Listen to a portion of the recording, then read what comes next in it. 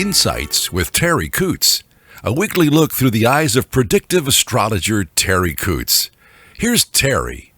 Hi everyone, this is Terri, and you're listening to Insights with Terri Ep.107. Thank you for joining me for the week of February the 6th through February the 12th, just missing Valentine's Day 2023. I hope you're all prepared for that day of love. I hear that some of the schools have what would you say, culture cancel?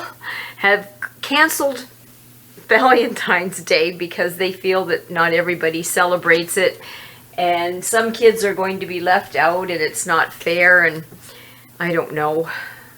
Are we getting silly? Really? Do you think we're maybe getting silly?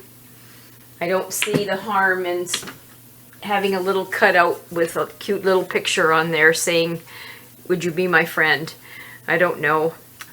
Anyway, I guess that's up to smarter people than I to decide these things. This is the week and the month of Aquarian energy in the sun sign. And on the 12th of this week, we're getting right to it, Aquarius is going to move into Mercury, which is the planet of the mind, how we think, how we communicate. It is now in Capricorn, and it's going to be there for a few more days as I'm doing this podcast. And then on the 12th, it'll move to Aquarius. So the Capricorn, at this point, combined with the Aquarian energy, I think is a lovely combination. We have Aquarian energy that gives us creativity, helps us kind of see the future or how things are pointing to the future. Aquarian being logical and being able to perceive this event, and that event becomes the third event. This is what the predictions are all about. When you see people traveling and diseases are in different countries and they come home without quarantining, I guess you can positively say that at some point we will have a pandemic.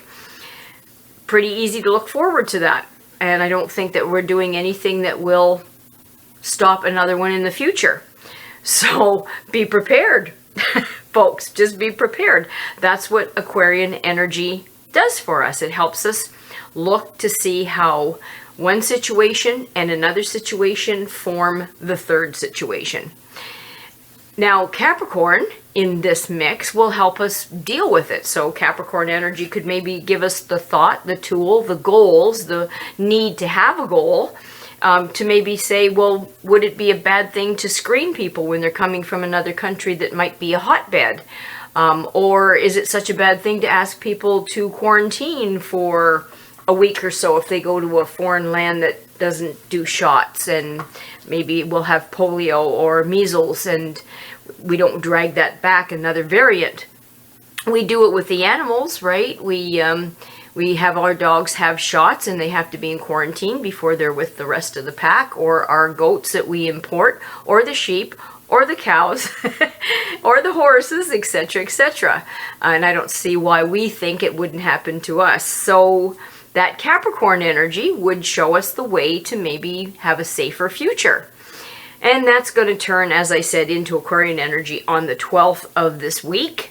And so what will happen there is that we have some very, very creative energy coming at us. Woohoo! So it's visionary. It's a kind of an energy that really helps us see the future and push on those boundaries that have been set for us or that we perceive. So this will be a wonderful time to push forward, to maybe see a new direction for us, new creativity as far as some of the solutions that we need for some of the weird problems that we're experiencing. So it's not a bad energy to put to use. The planet of love and beauty and attraction, Venus, is in Pisces, which is a very psychic energy field. So we'll be very, very moody in this next few weeks. And I don't mean moody in a bad way necessarily. I mean, some we can be overwhelmed with feelings as they wash over us, because that's a very sensitive energy field, very tactile, very sixth sense-y, psychic, compassionate.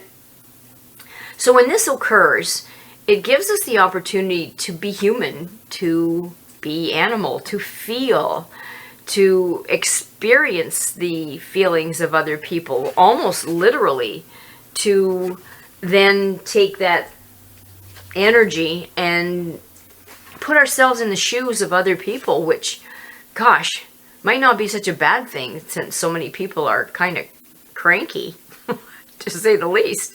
So it's an energy field that maybe if you go and see a phenomenal movie called The Man Called Otto, which I thought was an amazing movie. You were laughing, you were crying, you were laughing and crying, you were crying and laughing. Just a gamut of human emotions. This energy allows us to feel it, experience it, and then maybe pull it forward to how can I make my life better? How can I be better for other people? How can I look at their lives and be more for them? So it's a great opportunity to be human. And Mars, the planet of drive and passion, is still in Gemini. That Gemini energy is one of curiosity, one of mental stability, mental curiosity, wanting to learn, to grow, to have more knowledge, to read books, to watch movies that make us mentally more. So it's a really good energy for thinking, for maybe doing some research. If there's something that you need to learn, if you were taking a course, this is the energy I would lean on. So it would give you the opportunity to get a better mind, to put our mind to work, that passion.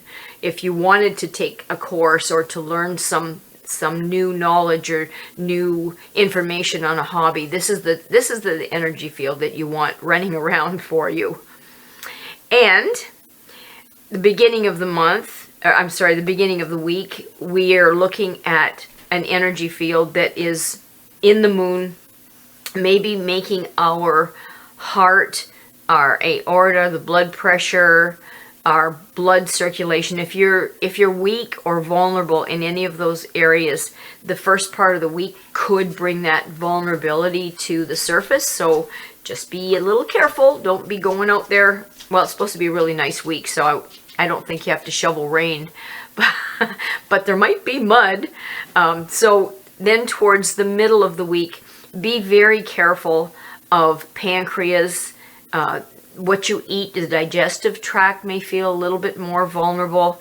The small intestines could be irritated. This is if you're vulnerable. If you're not vulnerable in that area, it could raise its head if you were silly.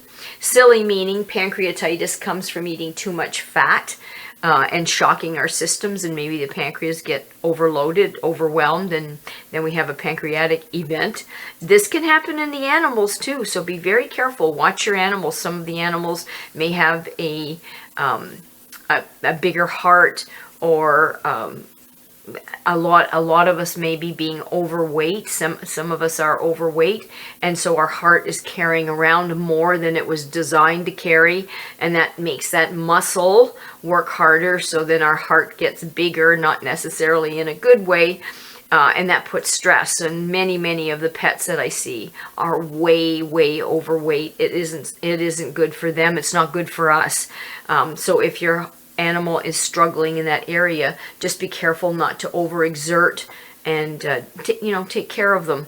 And then again, like I said, digestive tract, you want to make sure that we don't change dog foods in the middle of the week, or even our own self. Just watch what you're taking in. Then towards the end of the week, we may be looking at, if you're vulnerable in the kidneys, the bladder, if you're prone to kidney infections, bladder infections, that could be a problem or give you a little grief. So just be proactive. Whatever it is that you do to keep those little organs happy and working right, go ahead and do it proactively. It wouldn't be a bad thing at all. In the beginning of the week, heart may translate to emotions, which we want to look at. How can we heartfully help other people? How can we heartfully look at what another person could need or use? And that's the stillness, that quiet time when we get to observe. So that quiet time could allow us to see things that maybe we wouldn't see if we were so busy and distracted. So they're asking us to take a little, tiny little bit of time just to observe and be cognizant of what's going on around us. Does somebody around you need help? And then the middle of the week, we will want to look for balance. The universe will put pressure on us to try to find balance in our lives, in our mind, in our sleep, in our awake, in our work. So we'll be striving for that balance and helping us to try to look for that if we can and achieve it. Wouldn't that be nice?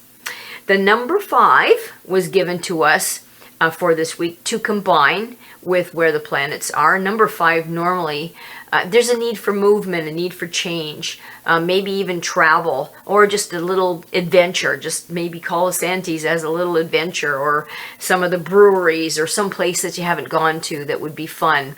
Number 5 wants us to search for freedom and that adventure that we were talking about, opening ourselves up to new things and new ideas, which combines beautifully with that Aquarian energy, that creativity, that vision, that future idea, open to new things and new ideas, a way out of some of the problems that we've had. Some people that may be good leaders maybe have find a little bit more inclination for leadership. God knows we could use some good leaders. So if you happen to know one, let me know. But we should be looking actively for better leaders, new leaders, leaders of morality, not politics, leaders of truth, not common, where they just want to satisfy and not look at the good for everybody. It's a little bit of an ambitious number. It's very sensitive, and it does like to avoid routine and boredom, which combines nicely with Aquarian energy. So, and that Gemini in Mars. So that's a nice combination that we could use. The weakness of number 5 paired with this is succumbing to impulsive ideas that might not be in our best interest, instability, inclination to nervousness or restlessness. So we have to really keep an eye at keeping our balance emotionally in our professional life, in our financial areas. Restrictions won't feel good with the number 5, so that is a weakness, not wanting to stay within, not wanting to color inside the lines. And we just can't force something. You can't force somebody to do something during this time. It does not work well. And accident. So be really careful of an accident, which is our body and mind with so many of the planets changing. Maybe not on the same page, and we could take a misstep. I almost went off the front porch the other day.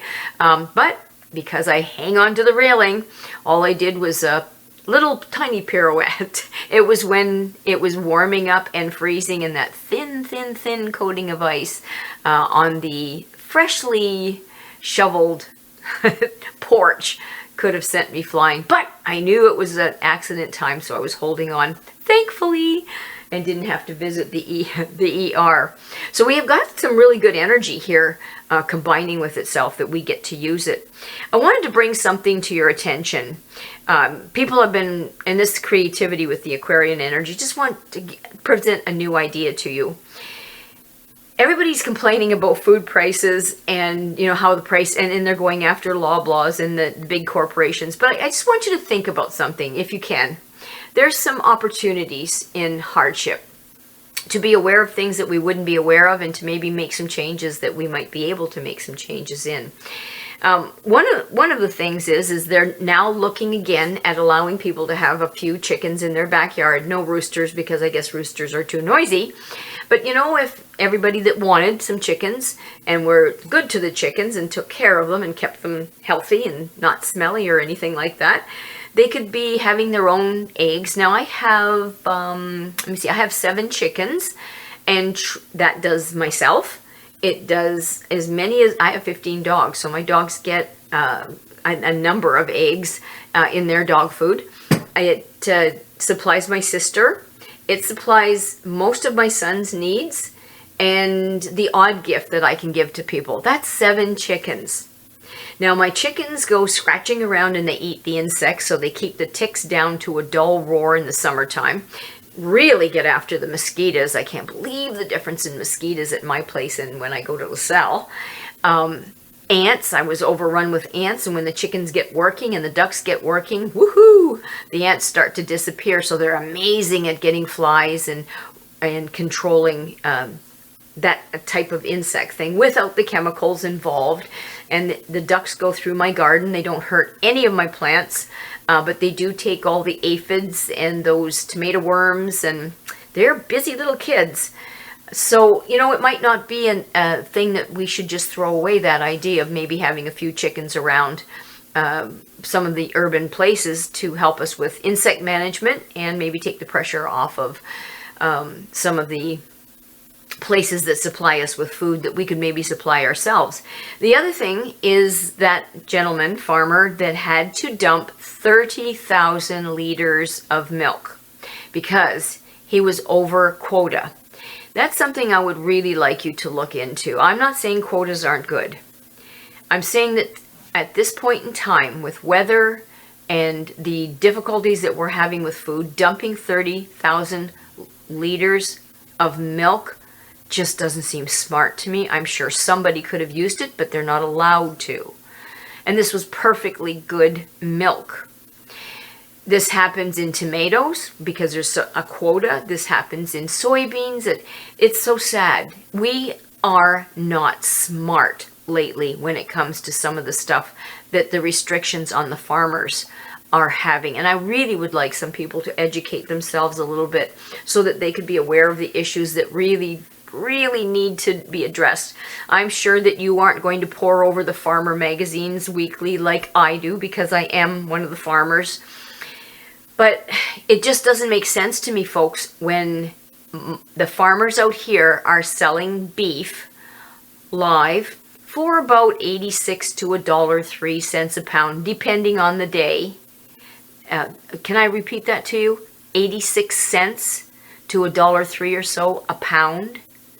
And you're paying how much in the grocery store per pound? Now, this isn't the corporations where the gouging is coming. It's Maple Leaf. It's the middleman. We need to look at that. These meat packing places are, well, what can I say? They are making a fortune. So maybe we should look a little bit more at eliminating the middleman. The government has taken it upon themselves to not allow people to dress their own chickens the way we used to put their own pork up the way we used to put your own beef up the way we used to, or take it to the abattoir and have it done for us and brought home. They have put so many restrictions on it, it's almost impossible to feed ourselves now. But maybe we should put pressure on them to let us learn how to feed ourselves again as much as we can. Maybe you don't like raising livestock, but I do. So I can raise the livestock and you can grow a garden and we can trade lettuce for hamburger. I don't care. But there's got to be a way around it. This is a broken system. And if we're made aware of it, we can maybe help each other do a little better and not waste the way we are. And maybe just being aware of it, we can change things. So please, with this Aquarian energy, try to educate yourself a little bit if you can, or ask questions, or try to get some answers to some of the things that are going on. I think that most of the people are not aware. So with that, I sign off. I really want to thank Charlie for taking all of his time and making sure that we are on Spotify podcasts, Apple iTunes podcasts, the Amazon podcasts, SoundCloud, YouTube. On the website, he archived some of the past podcasts that we've had. Thank you so much, Charlie, for doing that. If you have any technical needs, don't be afraid to look up Charlie O'Brien. He's amazing. And if you would like a reading for yourself personally, if there's anything that I can do to help you, please text or call 519-726-6699, or you can email me at Terri, Terri.Coutts, @gmail.com. And you can visit the website, terriworld.com, just to check around, see about the dogs, see about the podcast, see what you can see. Have a lovely week, everybody. Please start thinking about maybe some alternatives with this Aquarian energy. We've got so many opportunities that we could jump into here. You have yourself a wonderful week, everybody, and we will hopefully contact each other next week, Valentine's week. Have a good one. Get prepared for your honeys. Bye for now. Thanks for listening to Insights with Terri Coots. Visit Terri's website at terriworld.com. TERRI world.com.